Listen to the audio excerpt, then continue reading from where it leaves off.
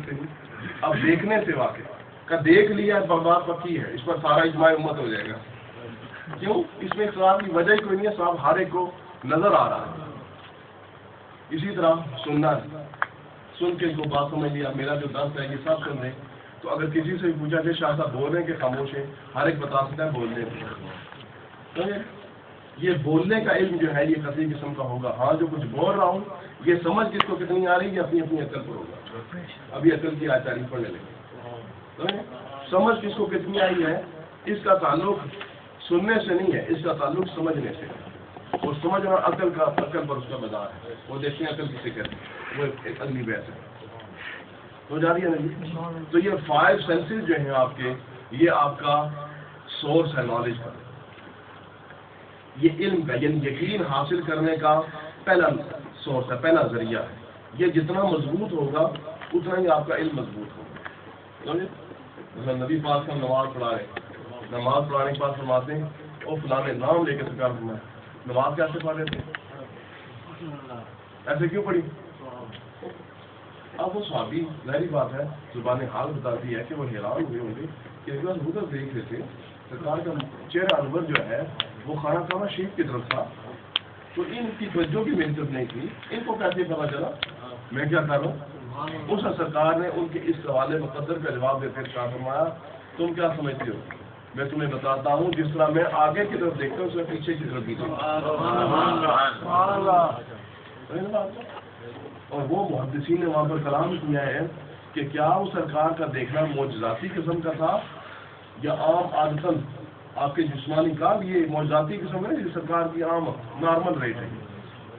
سرکار جو نہیں دیکھتے جس طرح آگے دیکھ رہے ہیں پیچھے ہی دیکھ.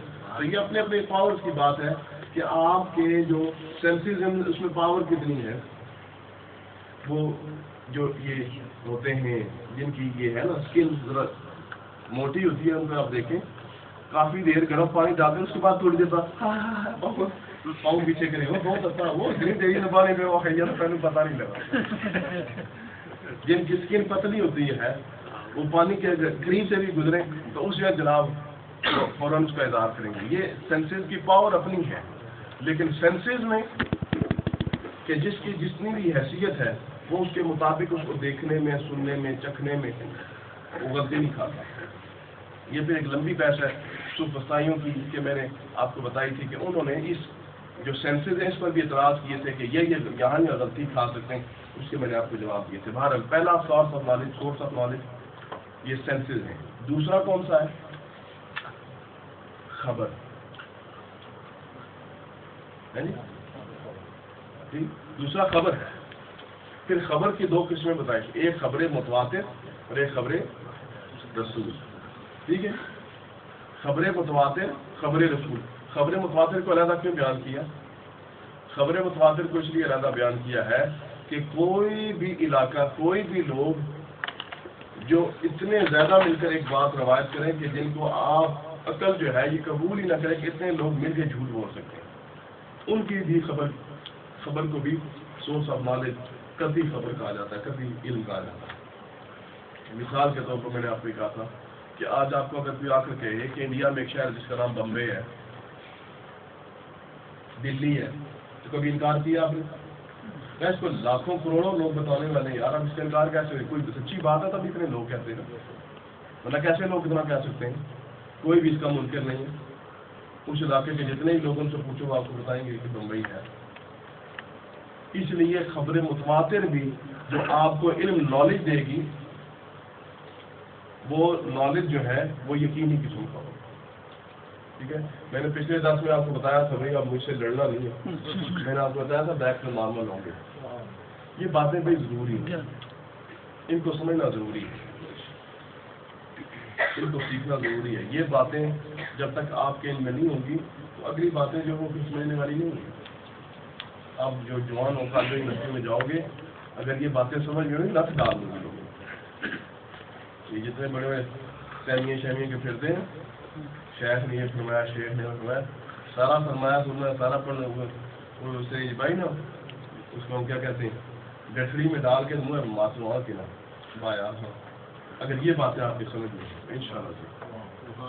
ایک خبر متواتر, اتنے لوگوں نے اس کو بیان کیا ایک بات کو کہ ہر دور میں ایک بات کے بیان کرنے والے اتنے زیادہ ہوں کہ وہ سب مل کر جھوٹ بولیں، عقل اس کو نہ مانیں۔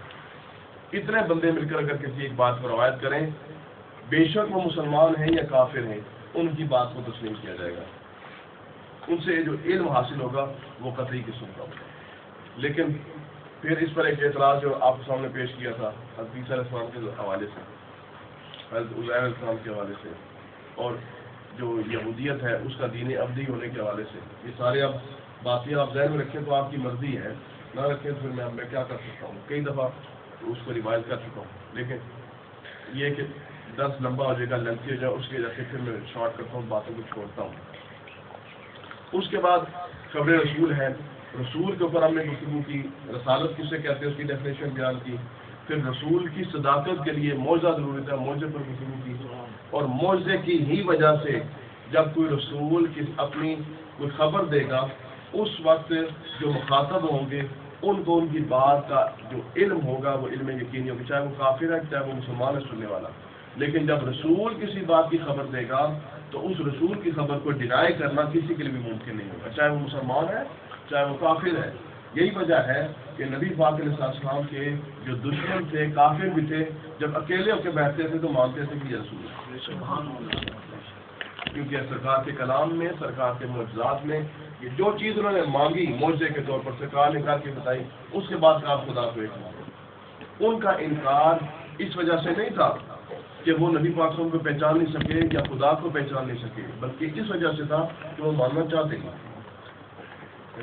اصل منی کے ساتھ ساری برادری کی جاتی بھائی، اصل کر لے بھی جاتا سرکار آزادی بناؤ، سرکار کی اگر قوم میں آ جاؤ تو پھر تمہارے جو کام بننے والے ہیں یہاں پر بھی وہاں پر بھی، اس کا کیا کہنا ہے؟ تو رسول کی خبر بھی اور متواتر خبر بھی، یہ دونوں قطعی قسم کا علم دیتی ہے، اس سے یقین حاصل ہوتا ہے۔ اب تیسرا سورس آف نالج جو ہے وہ ہے عقل، اس کو کہتے ہیں وزڈم، آپ کہہ سکتے ہیں۔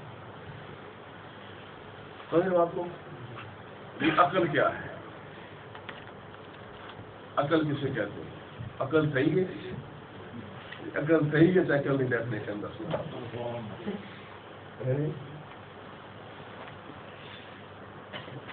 نماز ادائے میں 10:30 کرائی ہوئے کیوں جی؟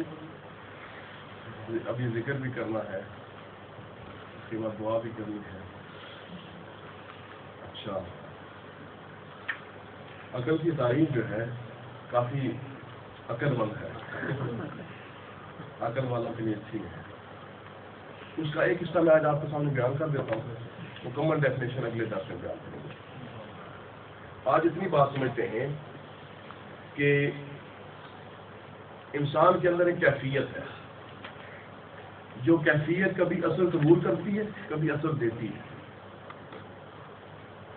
جیسے پانی ہے نا، پانی کو آپ نے آگ کے اوپر رکھا،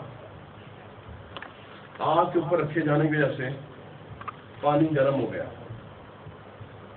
لیکن وہی پانی اگر آپ اٹھا کر آگ پہ پھینک دیں آگ بجھ جاتی ہے نا بات۔ اب آگ جو ہے اس نے پہلے پانی کو اثر دیا اور پانی کو گرم کر دیا، لیکن جب وہی پانی آگ پر گرا تو آگ بجھ گئی۔ یعنی پہلے آگ نے اثر دیا پھر آگ نے اثر لیا، کہ کیفیت ہے انسان کے اندر بھی ایک جو کبھی اثر لیتی